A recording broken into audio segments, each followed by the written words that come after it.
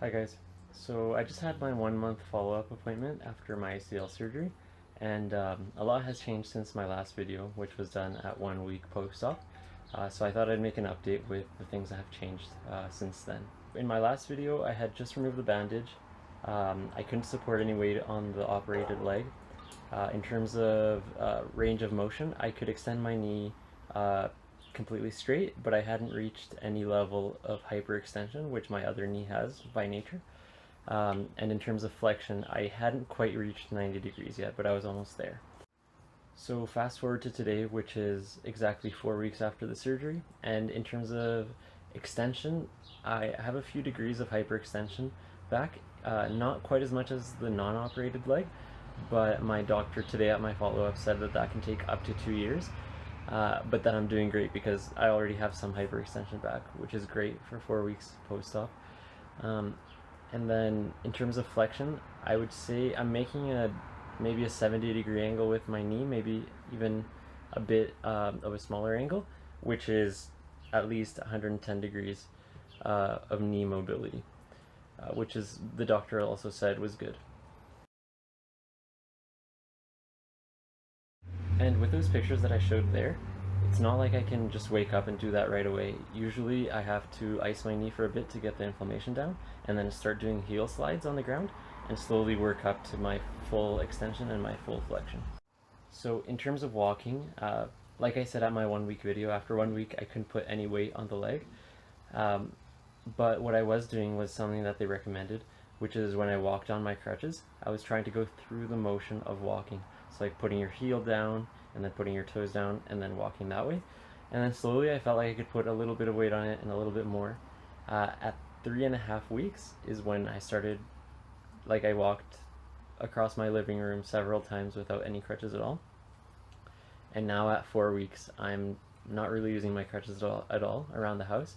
I can even go up and down stairs, but I'm doing them one leg at a time, and always bending my non-operated leg. So I'll just demo that right now. For walking, I'm walking really comfortably, just trying to extend my leg when I go forward with it. And then to go upstairs, I'll put the good one up always, and then just follow like that. And then to go downstairs, I just lead with the bad one.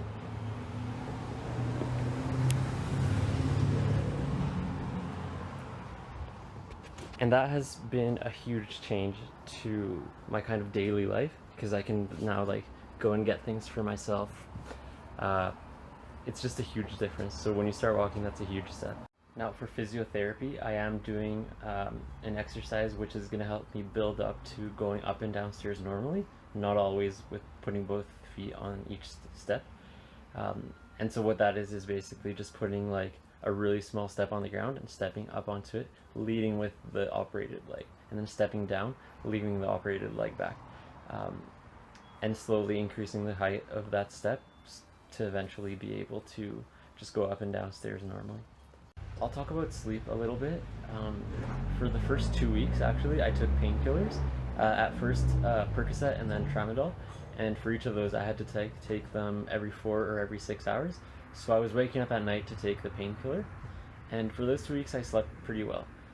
After those 2 weeks, when I stopped taking the painkiller, I started taking just like an Advil in the middle of the night. But I found that I was actually, like, every night I would wake up at 2 a.m. with pain in my knee, and then I would take an Advil, and then after a bit it would go away and I would continue to sleep through the night. Then eventually I figured out that what was actually, like, what would relieve the pain the most, even more than taking an Advil, was doing a few exercises. So I started waking up in the middle of the night with pain, and then I would do some heel slides and maybe some of the basic physio exercises that I was doing. And that would keep me up for like 40 minutes or so, just because you kind of wake yourself up by doing the exercises. But it would take away the pain, and then I could sleep through the rest of the night. So figuring that out was important. And then actually it's only been like 3 or 4 nights now that I've been sleeping through the night without any pain, and without any Advil or Tylenol or anything. So that's also been a huge step for me, just sleeping through the night and not taking any pills, no Tylenol, no Advil. Okay, so for the scarring, in my last video, I showed pictures of when I took off the bandage, and underneath there was these little pieces of tape. I forget what they call them, but they just put them around the cut that the incision that they made to take out the graft.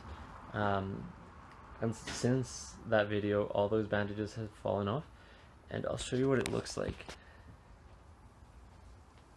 If you can see that there, it's actually quite faint, and the skin has kind of come back together. There's just a tiny little scab there, but the injury is looking really good. I had to cut off a little piece of string on each end, but they told me that doesn't need to be removed because it's biodegradable.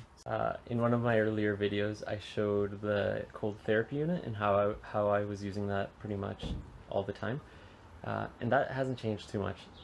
Anytime I can, I've been icing my knee, keeping it raised, and it definitely helps with the inflammation.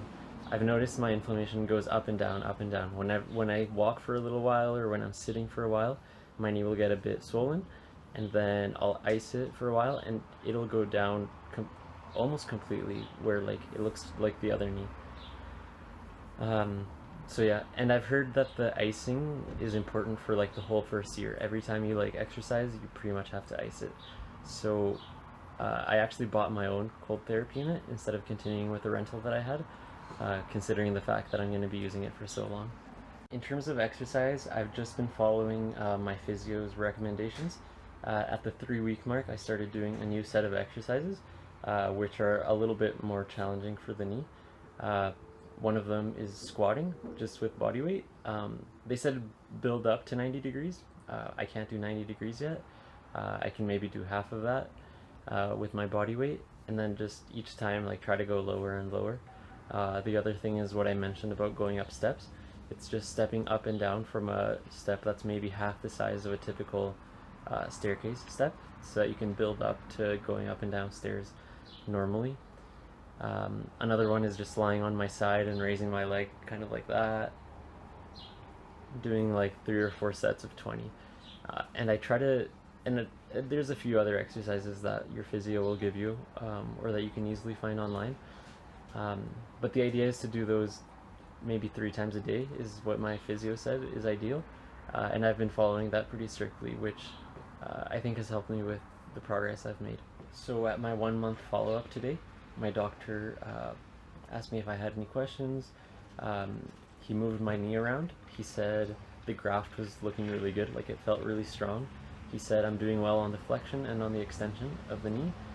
And he said I could start swimming now if I want. He said in 2 weeks, which will be at the 6-week mark, he said I can start cycling on flat ground, which is really important for me. I feel like I need to start getting active now, and it's summertime here, so it's perfect.